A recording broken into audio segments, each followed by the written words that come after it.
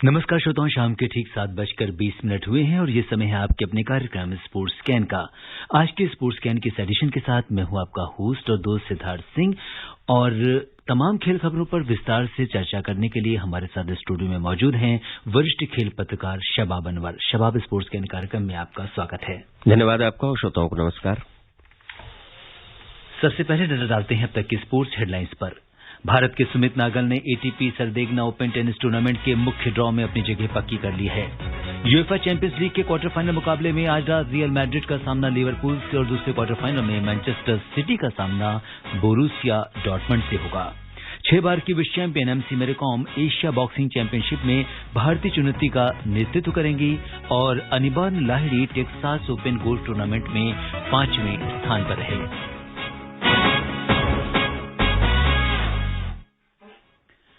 श्रोताओं, आज अंतर्राष्ट्रीय खेल दिवस यानी international day of sport for development and peace मनाया जा रहा है।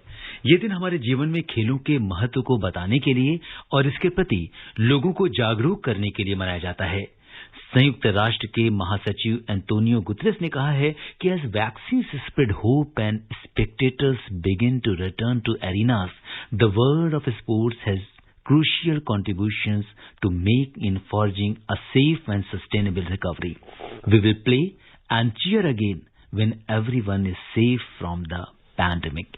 तो अगर हम देखें तो शबाब, अंतर्राष्ट्रीय खेल जिस तरह से पैंडेमिक में जो अंतर्राष्ट्रीय खेलों को जो सबसे ज्यादा नुकसान हुआ है और खिलाड़ी इस पूरे कोरोना काल में बहुत दिनों तक स्टेडियम से दूर रहे हैं। बिल्कुल, और अंतर्राष्ट्रीय खेल दिवस पर इससे अच्छा और कोई संदेश हो नहीं सकता था जो एंटोनियो गुतेरेस ने दिया है। और निश्चित रूप से हमें ये कामना करनी चाहिए, हम दूसरी और तीसरी लहर में है इस समय कोरोना की, कि जल्द से जल्द इसका समापन हो और जो स्पोर्ट्स एरिना में जिस तरह की चहल पहल और गतिविधियां पूरे विश्व में देखने को मिलती थीं और खिलाड़ी खेल के मैदान में होते थे न कि अपने घरों में, बायो बबल समाप्त हो। बहुत तरह की कठिनाइयां खिलाड़ियों के साथ हैं, आम लोगों के साथ साथ खिलाड़ियों के लिए भी ऐसा प्रतीत नहीं होता है देखने में, लेकिन जब आप करीब जाते हैं, आप क्रिकेट की टीम ही लेके देख लें, अगर उनको बायो बबल में रहना पड़ रहा है तो काफी कष्टदायक है, फिर उसके बाद आके मैदान में खेलना।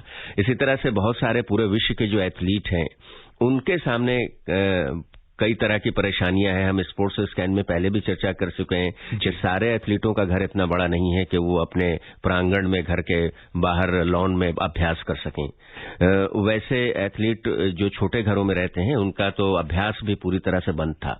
तो कामना यही करनी चाहिए अंतर्राष्ट्रीय खेल दिवस के इस अवसर पर, जो कि विश्व स्तर पर मनाया जाता है और संयुक्त राष्ट्र अमेरिका इसका जनक रहा है। तो आज का संदेश निश्चित रूप से ही है, इस शुभकामना के साथ कि इस पैंडेमिक से हम बाहर निकलें और खेल गतिविधियां अंतर्राष्ट्रीय स्तर पर जिस तरह से पहले हुआ करती थीं वो फिर से चालू हो जाएं। अभी हो जरूर रही हैं, लेकिन वो जोश उत्साह खिलाड़ियों में नहीं है, बिना दर्शकों के मुकाबले हो रहे हैं। जो होना चाहिए वैसा नहीं हो पा रहा है। टूर्नामेंट के दौरान ही खिलाड़ी संक्रमित हो रहे हैं। अभी आपने पाकिस्तान में देखा पीएसएल के दौरान क्या हुआ वहां। यहाँ आईपीएल अभी शुरू नहीं हुआ है, लेकिन लगातार जो कि सपोर्ट स्टाफ, ग्राउंड स्टाफ और कुछ खिलाड़ी भी संक्रमण में, तो काफी कष्टदायक है बायो बबल में रह करके कोई भी इंटरनेशनल या नेशनल टूर्नामेंट खेलना। बिल्कुल, और मुझे लगता है कि शबाब, अगर हम देखें तो किसी भी खिलाड़ी के लिए जब भी वो अच्छा प्रदर्शन करता है, आप खिताब जीतते हैं और उसके बाद पूरा स्टेडियम दर्शकों की तालियों की करतल ध्वनि से गूंजता है, तो वो सब जो मोमेंट्स है ना, वो अब खिलाड़ी कहीं ना कहीं मिस करते हैं। क्योंकि आप जब भी कोई कीर्तिमान बनाते हो, जब भी कोई ऐसी चीज करते हो, तो निश्चित तौर पर जो उनका मनोबल है उसको बढ़ाने में जो दर्शक हैं उनका बहुत बड़ा योगदान होता है। और ऐसे में जब कोरोना पैंडेमिक है, लोग स्टेडियम से दूर हैं, तो कहीं ना कहीं वो एक कमी, वो उनकी जो कमी है वो निश्चित तौर पर बहुत बिल्कुल। और हमने देखिए आईएसएल के दौरान देखा कि आयोजकों ने एक प्रयास किया था कि जो दो टीमें खेला करती थी, उन दोनों टीमों के जो प्रशंसक होते थे उसको ऑनलाइन वो लेते थे और स्टेडियम के अंदर उन खिलाड़ियों के जो प्रशंसक थे उनको दिखाया जाता था। लेकिन वो बात नहीं हो पाई थी जो घर से बैठे आप ऑनलाइन अपने खिलाड़ियों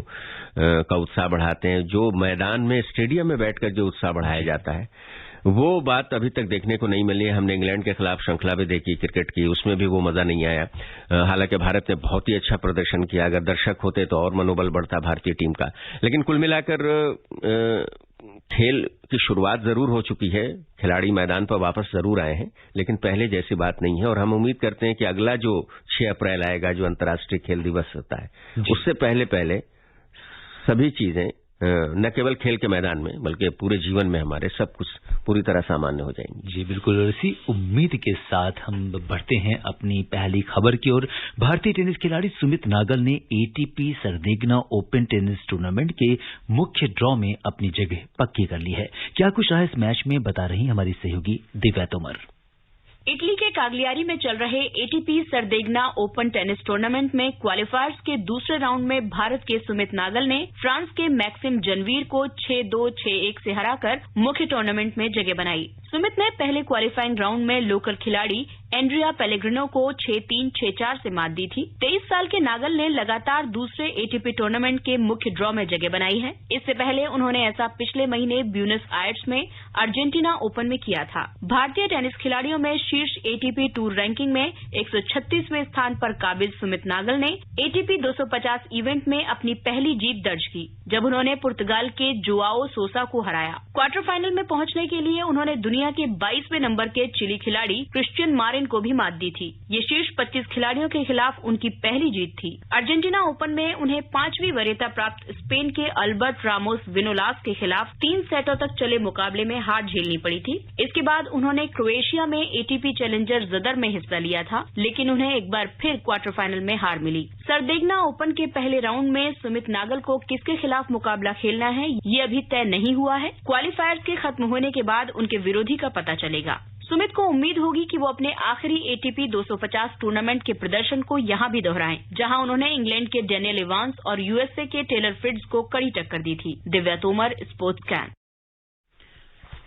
जी हां शबाब, अगर हम देखें तो सुमित नागल ने जिस तरीके का प्रदर्शन किया है, हालांकि पहले भी वो अच्छा प्रदर्शन करते आए हैं, लेकिन अब आपको क्या लगता है? देखिए, हमारी नजर तो उन पर 2015 से है, जब उन्होंने पहली बार अगर देखा जाए तो जूनियर विमिल्डन का खिताब भारत के लिए जीता था डबल्स में, और ऐसा करने वाले वो भारत के सिर्फ 6ठे खिलाड़ी बने थे। तो ये एक बहुत बड़ी बात होती है, अगर कोई भी आप टेनिस का ग्रैंड स्लैम जूनियर्स में अगर आप जीत जाते हैं करीब 18-19 साल की उम्र में, तो ये एक बहुत बड़ी बात होती है। उसके बाद 2018 से वो लगातार भारत के दूसरे सीड खिलाड़ी हैं, दूसरे नंबर के खिलाड़ी हैं, और डेविस कप टीम का एक प्रमुख हिस्सा है भारत के। तो काफी कुछ इनसे उम्मीदें भारत को हैं, क्योंकि जिस तरह से उन्होंने प्रदर्शन किया है देश के लिए निरंतरता के साथ, और इस टूर्नामेंट में भी डबल हैंड बैक हैंड है, झज्जर जैसे एक छोटे से शहर के रहने वाले हैं, लेकिन एक बड़े खिलाड़ी हैं, और जिस प्रकार से वो जिस चपलता के साथ अपने विरोधियों के खिलाफ वो पेश आते हैं, वो देखने लायक होता है। बिल्कुल, तो इसके ऊपर हमारी नजर बनी रहेगी कि उनका जो सफर है इस टूर्नामेंट में आगे कैसा रहता है। बात करते हैं फुटबॉल की। यूएफए चैंपियंस लीग में क्वार्टर फाइनल के पहले चरण का मुकाबला आज देर रात मैड्रिड में खेला जाएगा। क्या कुछ होने वाला है क्वार्टर फाइनल मुकाबले में, बता रही हैं हमारी सहयोगी दिव्या। सभी फुटबॉल प्रेमियों की नजरें आज रात होने वाले यूएफए चैंपियंस लीग के क्वार्टर फाइनल मुकाबलों पर होंगी, जिसमें स्पेनिश टीम रियल मैड्रिड और इंग्लिश टीम लिवरपूल अपनी चुनौती पेश करेगी। रियल मैड्रिड 13 बार ये खिताब जीतने में सफल रहा है, तो वहीं लिवरपूल ने 6 बार खिताब पर कब्जा किया है। रियल के लिए उसके स्ट्राइकर करीम बेंजिमा ने शानदार प्रदर्शन किया है और पिछले 7 मैचों में वे 9 गोल कर चुके हैं। रियल के ईडन हैजार्ड का इस मैच में खेलना मुश्किल है। दूसरे क्वार्टर फाइनल मैच में मैनचेस्टर सिटी का सामना जर्मनी की बोर्सिया डॉर्टमंड से होगा। ये मैच एतिहाद स्टेडियम में खेला जाएगा। मैनचेस्टर को डॉर्टमंड के अर्लिंग हॉलैंड से खतरा है, जो चैंपियंस लीग में इस सत्र के 10 गोल के साथ शीर्ष पर है। अब ये देखना दिलचस्प होगा कि आज रात कौन सी टीम सेमीफाइनल में प्रवेश करती है। Divya Tomar, sports can. अगर हम देखें तो बहुत अहम मुकाबला है और दोनों टीमों के बीच में स्पेनिश टीम रियल मैड्रिड और इंग्लिश टीम लिवरपूल। और सबसे अच्छी बात यह है कि आज भारत में भी, चूंकि भारतीय समय के अनुसार देर रात ये मुकाबला होगा, तो भारत में काफी जो फुटबॉल प्रेमी हैं, खासकर जिनमें युवा कॉलेज में जाने वाले विद्यार्थी, वो बेसब्री से इंतजार कर रहे हैं इस मुकाबले का। तो लाखों की संख्या में, बल्कि मैं करोड़ कह सकता हूं कि जिस तरह से क्रिकेट के प्रति क्रेज भारत में बढ़ा है और जो नई पीढ़ी है वो क्रिकेट को छोड़ करके फुटबॉल के प्रति तेजी से आगे बढ़ रही है, उनका आज जागरण है और बेहतरीन मुकाबला देखने को मिलेगा। और मैं जहां तक समझ रहा हूं कि इस समय लिवरपूल दूसरे सेमीफाइनल में अपर हैंड है और रियल मैड्रिड तो खैर ही है। तो ये दो फेवरेट टीमें, हालांकि दोनों को कड़ा मुकाबला है एक एक खिलाड़ी से। हालांकि एक खिलाड़ी से कोई फर्क पड़ता नहीं, लेकिन ये दो ऐसे खिलाड़ी हैं जिनसे फर्क पड़ेगा। तो बिल्कुल रियल के लिए नाइट है आज फुटबॉल के लिए। करीम बेंजेमा की बात हो रही थी रिपोर्ट में, और जिस तरह से 7 मैचों में 9 गोल, कितना बड़ी उपलब्धि मानते हैं। हालांकि आपने पिछले मैचों में देखा होगा कि किस प्रकार से उनको टैकल करने के लिए अपनी विरोधी टीमों ने अपनी रणनीति बनाई थी, लेकिन सफलता मिल नहीं पा रही है। आज किस तरह से उनको घेरने की कोशिश की जाएगी, ये देखने लायक होगा। बिल्कुल। और लिवरपूल ने 6 बार खिताब पर कब्जा किया है, वहीं रियल मैड्रिड 13 बार की चैंपियन रही है, 13 बार किसी खिताब को जीतना। इसलिए मैं कह रहा हूं कि रियल मैड्रिड और लिवरपूल आज अगर कोई उलटफेर बड़ा नहीं होता है, तो हालांकि दोनों टक्कर की लगभग टीमें हैं इस प्रतियोगिता में, भले थोड़ा सा प्रदर्शन ऊंच नीच का रहा है, तो आज रियल मैड्रिड और लिवरपूल को जाना चाहिए जीत के साथ। जी, और बात करते हैं दूसरे क्वार्टर फाइनल की, जिसमें मैनचेस्टर सिटी का सामना जर्मनी की बोरुसिया डॉर्टमंड से होगा। ये मैच एतिहाद स्टेडियम में खेला जाएगा।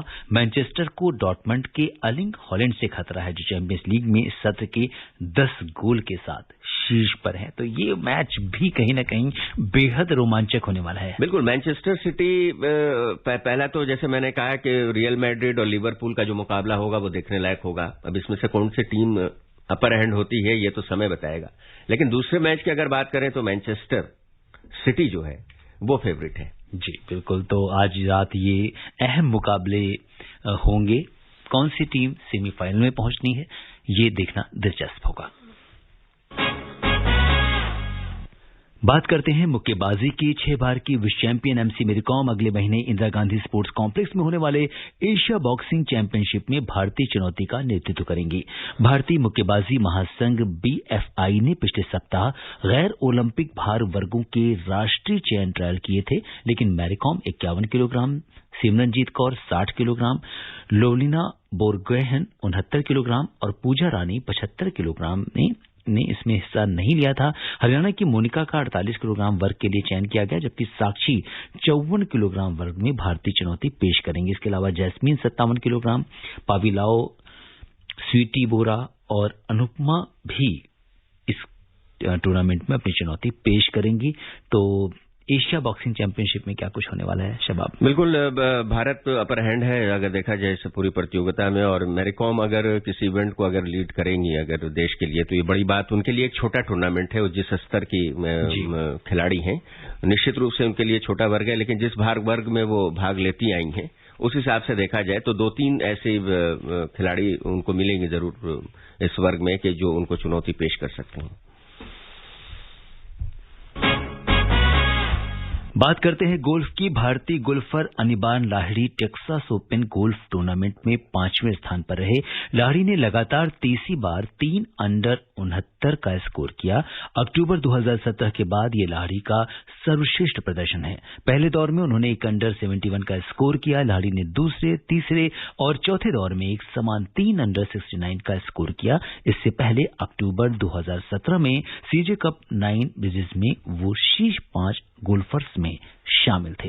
तो फिलहाल टेक्सास ओपन गोल्फ टूर्नामेंट में 5वें स्थान हासिल। बिल्कुल, अगर कहा जाए तो ये 2017 से ही ये खिलाड़ी चमका है और निरंतरता के साथ प्रदर्शन कर रहा है। पिछले 1 साल से कुछ इवेंट गोल्फ के हुए नहीं थे, तो इस प्रतियोगिता में सबकी नजर उनके ऊपर है। जी हाँ। बात करते हैं जिम्नास्टिक की। एथलीट दृष्टि जायसवाल ने जिम्नास्टिक फ्रंट वॉकर में वर्ल्ड रिकॉर्ड की दावेदारी पेश की है। गुजरात की मात्र 7 साल की एथलीट दृष्टि जायसवाल ने ऐसा कर इतिहास रच दिया है। उन्होंने 1 मिनट में 64 बार फॉरवर्ड वॉक ओवर किया, जो कि एक वर्ल्ड रिकॉर्ड है। हालांकि Guinness book of world record की ओर से इसकी आधिकारिक घोषणा अभी बाकी है। इससे पहले ये रिकॉर्ड एक 22 साल के एथलीट के नाम था। गुलाटियां मारने को जिम्नास्टिक में फ्रंट वॉकओवर कहते हैं। नवसारी की रहने वाली दृष्टि 4 साल से शहर के मदरसा हाई स्कूल में जिम्नास्टिक की ट्रेनिंग ले रही हैं और उन्होंने मात्र 7 साल की उम्र में इतनी बड़ी उपलब्धि हासिल की है। तो दृष्टि के लिए आप क्या कहेंगे? बिल्कुल, भले ही अभी इस पर मोहर नहीं लगी है, लेकिन कुल मिलाकर जो प्रदर्शन उनका रहा है, जितनी भी तारीफ की जाए, गुलाटियां लगाना कोई आसान काम नहीं होता। आप समझ सकते हैं कितना मुश्किल। 1 मिनट में 64 बार। जी, तो अगर 1 मिनट में कोई 64 बार गुलाटियां मार रहा है तो कितनी दक्षता है और अपने को कितने अच्छे माइंडसेट के साथ तैयार किया है इस बच्ची ने, ये बहुत महत्वपूर्ण है, देखने वाली बात होगी। जी हाँ, मुझे लगता है कि हमारे जो लिसनर्स सुन रहे होंगे वो कभी ट्राई करके भी देखेंगे तो 1 मिनट में 64 बार, ये इतना शरीर का लचीलापन कितना ज्यादा है इसका अंदाजा इसी से लगाया जा सकता है। ये अद्भुत है, सर्कस की तरह। जी, और अब बात करते हैं आईपीएल की। आईपीएल का 14वां सत्र 9 अप्रैल से शुरू हो रहा है। कोविड के मामलों की बढ़ती संख्या को देखते हुए मैच दर्शकों के बिना खेले जाएंगे। क्या कुछ तैयारियां चल रही हैं आईपीएल को लेकर, बता रहे हैं हमारे सहयोगी अतहर सईद।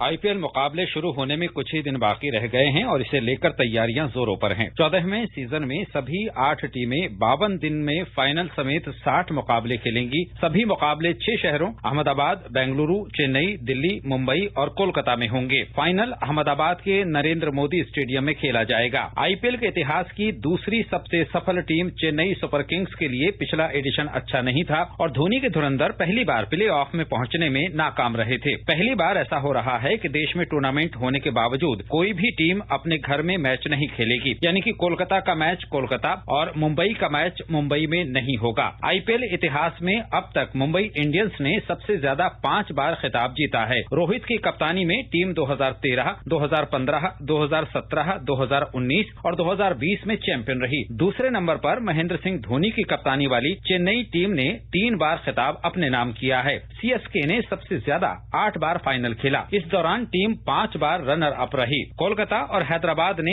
2-2 बार खिताब जीता। कोलकाता 2012, 2014 और हैदराबाद 2009 और 2016 में चैंपियन रही। एक बार राजस्थान ने 2008 में खिताब अपने नाम किया। ये टूर्नामेंट का पहला सीजन था। पंजाब, दिल्ली और बेंगलुरु अब तक खिताब नहीं जीत सकी। पिछले सीजन में मुंबई ने दिल्ली को हराकर 5वीं बार खिताब जीता था। पहला मैच चेन्नई में वर्तमान चैंपियन मुंबई इंडियंस और रॉयल चैलेंजर्स बैंगलोर के बीच खेला जाएगा, जिसे लेकर दोनों टीमें जबरदस्त तैयारियां कर रही हैं। इस बीच मुंबई इंडियंस टीम के विकेट कीपिंग सलाहकार और पूर्व भारतीय क्रिकेट टीम के विकेटकीपर किरण मोरे और वानखेड़े स्टेडियम के कुछ सदस्य भी कोरोना संक्रमित पाए गए हैं। इससे पहले दिल्ली कैपिटल्स के अक्षर पटेल, केकेआर के नीतीश राणा और आरसीबी के देवदत्त पाडिक्कल भी कोरोना पॉजिटिव पाए गए थे, जिसे लेकर आयोजकों की चिंताएं बढ़ गई हैं। लेकिन फिर भी खिलाड़ी बुलंद हौसलों के साथ मैदान पर उतरने को उत्साहित हैं। Athar Saeed, sports can.